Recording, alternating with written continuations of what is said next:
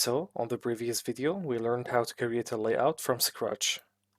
Another way and easier is to use the templates.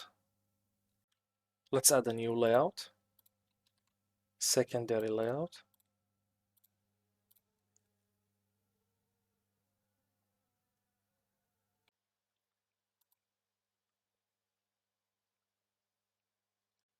Let's add the container.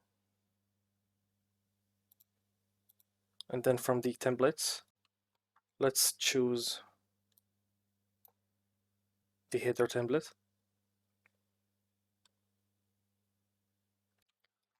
And then add the page body. And then another container. And let's add this footer, for example. Of course, you can customize it, update it, delete it, whatever you want. Same for the header. Now, let's go back to the home page and then update the layout to be the secondary. Now, inside the body, let's just give a size of height, for example, 500.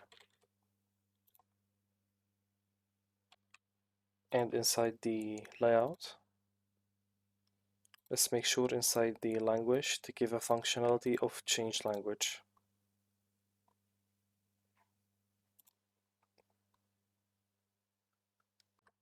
Now, let's publish and then view site.